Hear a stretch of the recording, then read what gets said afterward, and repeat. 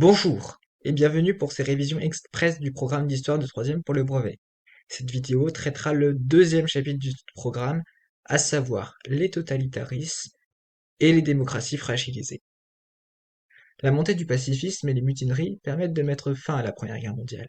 Toutefois, l'Europe sort meurtrie du conflit, avec pour la France un bilan humain, matériel et économique très lourd. L'heure est à présent consacrée au redressement du pays. Les États vainqueurs de la Grande Guerre souhaitent profiter de leur victoire. C'est le début des années folles, initiées par les États-Unis, dans lesquelles va s'observer une certaine effervescence dans la vie culturelle, avec le développement du cinéma parlant, l'essor du music hall et l'émergence du jazz. Mais dans un même temps, l'Europe connaît jusqu'à la veille de la Seconde Guerre mondiale l'émergence de régimes totalitaires, alors de plus en plus nombreux, qui menacent les pays démocratiques.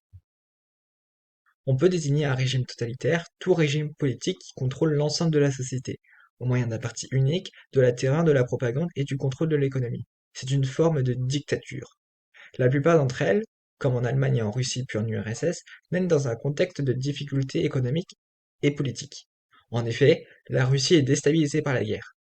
En 1917, cet État est secoué par une vague révolutionnaire. Soldats, ouvriers et femmes réclament la fin de la guerre et du pain et investissent Petrograd en février. Après l'abdication du tsar en mars, un gouvernement provisoire décide de poursuivre le conflit. En octobre 1917, Lénine et Trotsky, membres du parti bolchevique, organisent un coup d'État et signent le traité de paix séparé de Brest-Litovsk le 3 mars 1918. À partir de sa prise de pouvoir en 1917, Lénine met en place une politique autoritaire pour imposer le communisme en Russie. Mais il doit faire face à l'opposition des partisans du tsar, les Blancs, qui aboutit à une guerre civile entre l'armée blanche et l'armée rouge, dirigée par Trotsky. Les bolcheviks prennent des mesures radicales pour l'emporter au travers du communisme de guerre. Réquisition des récoltes, nationalisation des entreprises, surveillance de la société par une police politique, élimination des koulaks, autrement dit des paysans riches. Toutefois, ces premières mesures du régime amplifient la ruine et entraînent la famine en Russie. En 1918, le pouvoir est confisqué aux soviets et au bénéfice du parti communiste bolchevique, ainsi seul parti autorisé dans le pays. Les structures d'un régime totalitaire commencent à se mettre en place. L'armée rouge l'emporte en 1921 après des combats violents. En 1922, Lénine crée l'URSS. Dans le cas de l'Allemagne, les frustrations sont nées de la guerre. Défaite à l'issue de la Grande Guerre, l'Allemagne est très rapidement humiliée, et le traité de Versailles, signé le 28 juin 1919, n'améliore pas la situation du pays. Effectivement, celui-ci juge l'Allemagne comme étant le seul responsable du conflit. D'ailleurs, Adolf Hitler, chef du NSDAP, Parti national-socialiste des travailleurs allemands, créé en 1920, accuse la République allemande, dite de Weimar, d'avoir infligé à l'Allemagne un coup de poignard dans le dos, en signant le Diktat. De plus, elle est affaiblie par les conséquences de la guerre, mais également par les conditions de paix qui lui sont imposées. L'Allemagne est fortement touchée par la crise boursière en provenance des États-Unis, la crise de 29, et qui traverse toute l'Europe dans les années 30. Les États-Unis réduisent leur commerce avec les pays européens et leur demandent de rembourser les crédits accordés pendant ou après la Première Guerre mondiale. L'Allemagne est touchée, en plus d'une crise économique, par une crise sociale, se matérialisant par une forte hausse du chômage, qui atteint plus de 6 millions de personnes en 1932, soit 33% de la population active allemande. Par conséquent, dans chacun des deux États, ça va être les totalitarismes qui vont se mettre à la conquête du pouvoir. Staline va succéder en 1928 à Lénine. Hitler remporte les élections législatives de 32 et est nommé chancelier en 1933. Après l'émergence des totalitarismes, il faut évoquer l'affirmation des totalitarismes. Tous les totalitarismes européens des années 30 ont une structure plutôt identique. Chacun ont un parti unique et un guide emblématique. En URSS, c'est le parti communiste, avec pour représentant emblématique Staline. En Allemagne, c'est Hitler, avec le parti du NSDAP, le parti nazi. Pour mobiliser la population à suivre ce parti unique, la propagande organise un véritable culte de la personnalité du dirigeant du parti. Les poèmes, les chants, les affiches, les tableaux, les défilés militaires, aucun moyen ni événement n'échappe à la sacralisation du chef et permet de mobiliser, une fois de plus, la population à suivre l'idéologie du chef. Par ailleurs, la société est contrôlée, soumise à une terreur, et elle est embrigadée. Une intense propagande est au service de l'idéologie.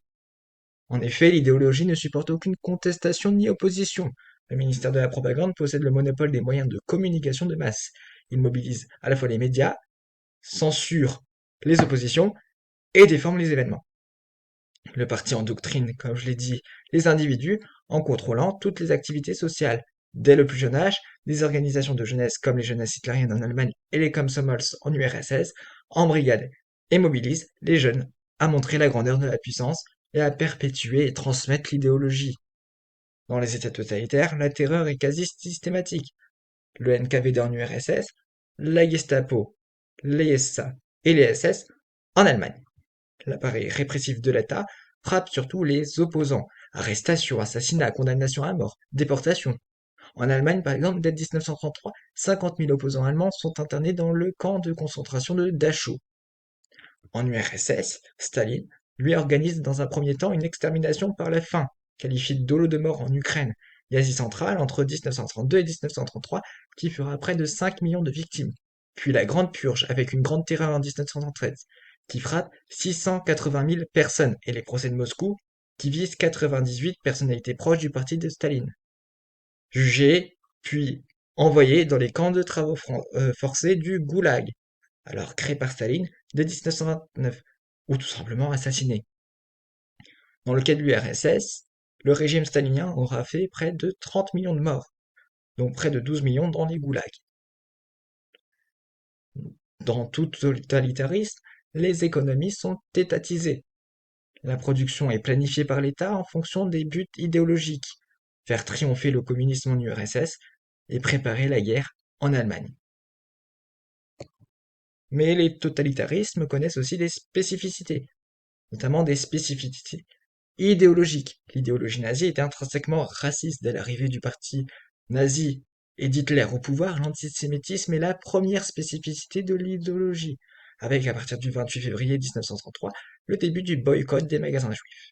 Par ailleurs, les juifs sont exclus de la nation par les lois de Nuremberg en septembre 1935. Les persécutions, pogroms, se multiplient comme lors de la nuit du cristal le 9 novembre 1938, où synagogues, bibliothèques et plus de 7000 magasins juifs sont brûlés, et où 35 000 juifs sont arrêtés et envoyés dans les camps de concentration. Le nazisme se caractérise également par la sacralisation d'une prétendue race supérieure, la race aryenne, dont Hitler veut garantir la pureté, à travers une politique de hiérarchisation des races, avec la race supérieure qui sont les Aryens, puis les races tolérées, les races esclaves et les sous-hommes, les races à exterminer, comme les juifs, les tziganes, les homosexuels, les handicapés, les métis, etc. En URSS, les autorités russifient les minorités en les envoyant notamment dans les camps de concentration soviétiques, mais le stalinisme n'a pas cette volonté d'extermination que contient le nazisme. Par ailleurs, ces totalitarismes-là, ont des spécificités culturelles. L'art est contrôlé par l'État, qui définit une nouvelle esthétique. En URSS, les ouvriers et les paysans sont mis en valeur. En Allemagne, Hitler mène une lutte contre l'art dégénéré et met en avant l'art classique, qui glorifie la race aryenne. Des autodafés sont organisés le 10 mai 1933, où les livres contraires à l'idéologie nazie sont brûlés. Mais face au totalitarisme, la tentative de résistance des démocraties européennes font face à ces régimes.